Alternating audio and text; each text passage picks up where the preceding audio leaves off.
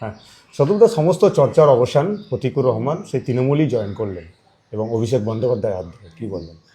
আর বলার কিছু নেই, যে প্রতিকূলকে চিনতাম সেই প্রতিকূলকে মনে রাখবো, কিন্তু সেই প্রতিকূলের মৃত্যু হয়েছে। এখন যে যাকে দেখছি সে ঠিক আছে, সে একজন তৃণমূলের গ্রাসরুট লেভেলের কর্মী, ভালো কথা।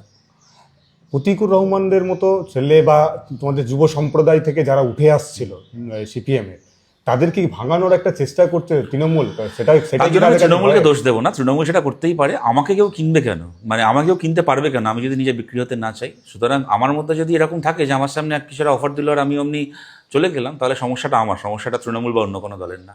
আচ্ছা, এর আগেও ধরুন সিপিএম থেকে অনেকে বিভিন্ন কারণে অন্য দলে চলে গিয়েছে, কিন্তু তখন দলের বা আপনাদের যারা লড়াকু সৈনিক তাদের এত ইমোশনাল হতে দেখিনি। প্রতিকুরের ক্ষেত্রে এত ইমোশনাল কেন? প্রতিকূলকে অন্যরকম ভাবতাম, প্রতিকূল কখনো এরকম হবে এটা সত্যি কেউ কল্পনা করেনি। মানে আজ থেকে 48 ঘন্টা আগেও যখন এসব শুনছিলাম বিশ্বাস করছিলাম না। 48 ঘন্টা আগে, পরশুদিন আমি নিজে দুপুরবেলা ওর সাথে কথা বলেছিলাম। হ্যাঁ, মানে তখনই মনে হচ্ছিল যে ও ঠিক করে নিয়ে, এবার যাই হোক।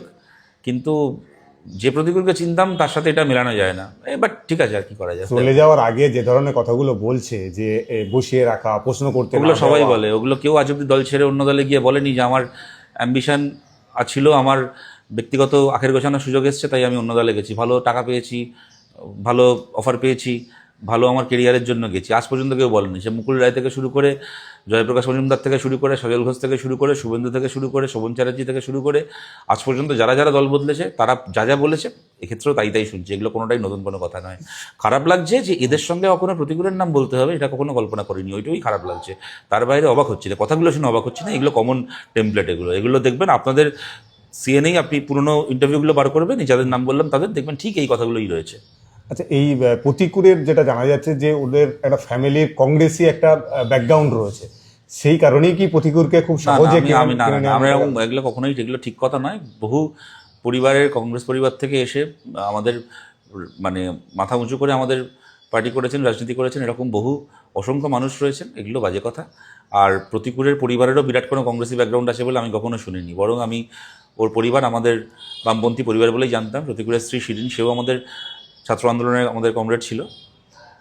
আমি এখন দেখছি কিছু জায়গায় অনেকে লেখালেখি করছে যে ওর পরিবারও নাকি খুশি নয় এই সিদ্ধান্তে, যদিও আমি তার ঠিক ভুল জানি না। কিন্তু এগুলোর জন্য কারোর কোনো পরিবারের ব্যাকগ্রাউন্ড বা কিছু দায়ী নয়। কংগ্রেস পরিবার থেকে, বিজেপি পরিবার থেকে বহু ছেলে মেয়ে আছে যারা, বা আজকে বলে না, এটা গত 60-70 বছরের পার্টির ইতিহাসে বহু মানুষ এসেছেন যারা কিনা কমিউনিস্ট পার্টির জন্য জীবন দিয়েছেন, এরকমও অনেকে রয়েছেন। হরেকৃষ্ণ গঙ্গার, বিনয় গঙ্গারের পরিবার যোদ্ধার পরিবার ছিলেন, আর তারা পশ্চিমবাংলায় অপারেশন বর্গার সামনে দাঁড়িয়ে বুক চিতিয়ে নেতৃত্ব দিয়েছেন। তারা ভূমিহীন কৃষকের মধ্যে, বর্গাদারদের মধ্যে জমি বন্টন করার প্রশ্ন। সুতরাং যোদ্ধাতন্ত্রের বিরুদ্ধে, জমিদারতন্ত্রের বিরুদ্ধে লড়াইয়ের নাম হরেকৃষ্ণ গঙ্গার।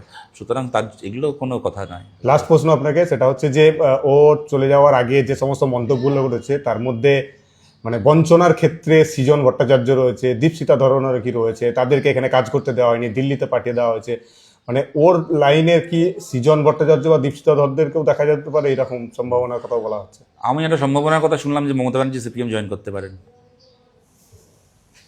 ঠিক আছে।